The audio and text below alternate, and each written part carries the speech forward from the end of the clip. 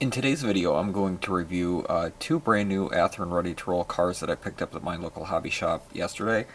I picked up an Athearn Ready to roll PS 4740 covered hopper, and I also picked up a Illinois Central flatbed with a piggyback trailer. I'm going to review both of these, and we'll start first with the covered hopper. Like most Athearn products, you can tell that the packaging on these is really good. It's bubble wrapped, and then it also has a plastic dust cover on it. So let's go ahead and open this up.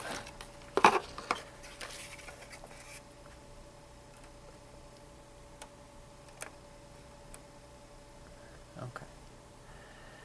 So the PS 4740, this was one of the more popular covered hoppers that Pullman Standard produced. They built about 10,000 of these cars between about 1966 and 1972. And one of the ways you can identify the different Pullman Standard hoppers are by the number of ribs on the side of them. For the PS 4740, there are 16, the prototypes have 16 ribs that are evenly spaced along the side of the hopper. And this is how you differentiate between a 4740 and their 4750 hoppers, which were a little bit bigger. The 4750s have 18 ribs, whereas the 4740s only have 14 ribs. Looking at some of the details on the hopper, this is a ready to roll model, so it's not going to have quite as many details as their Genesis line and even some of the other model manufacturers. I have several different covered hoppers, and the grab irons are typically applied separately. On here they are not, but even with that, there's still very good detail. The top walkways, they're not the see-through like some of them, but they are a little bit more sturdy perhaps than others. I've had issues with these top walkways coming loose on some of the other models that are the grill wire.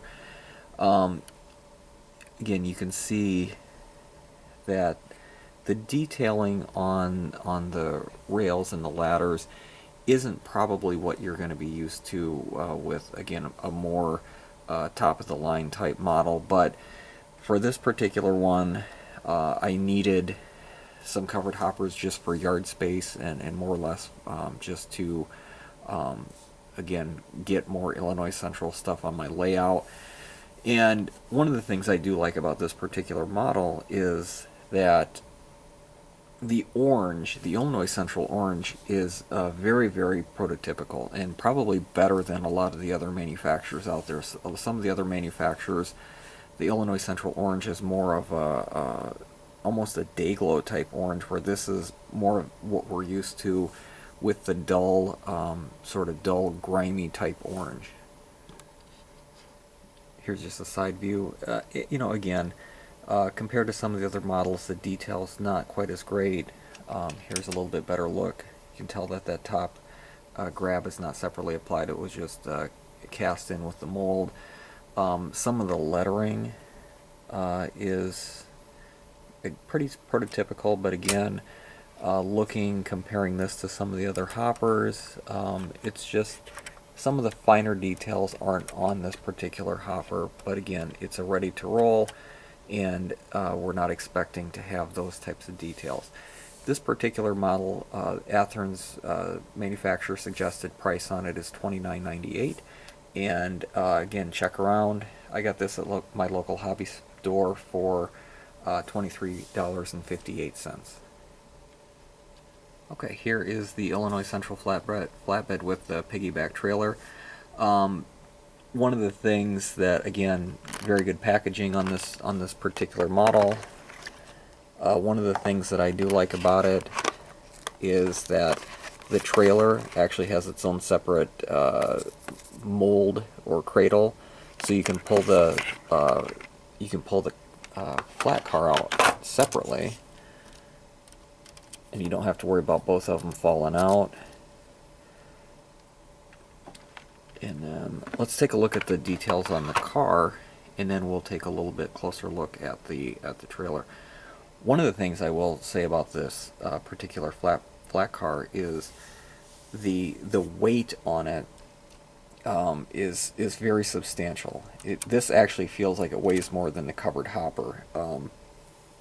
I don't have like a little kitchen scale or something to actually give a weight to see if it falls in line with the standards for an HO flat car, but it does feel fairly heavy.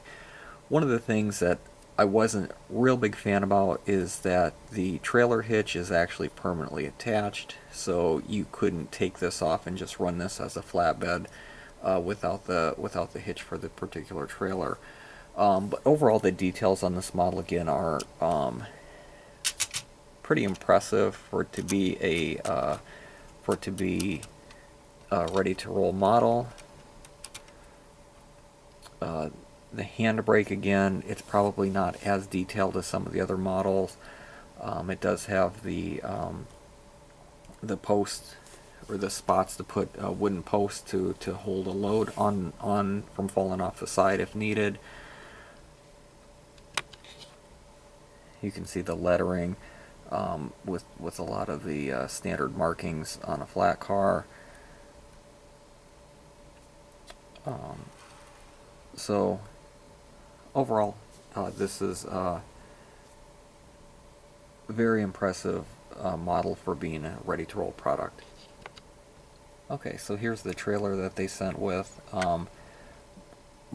Most of the weight obviously is in the flat car itself. The trailer does not have a whole lot of weight to it. Again, you can try to see some of the details here. The grab irons are not separately applied.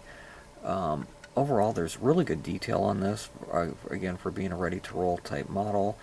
So you can see that there's good details on the back, brake lights, overhead clearance lights, side safety lights.